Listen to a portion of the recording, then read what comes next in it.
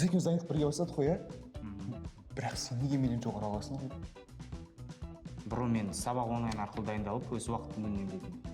Қош, Сабақ онлайн сен үшін ұбт-дан дайындалуға арналған онлайн платформа.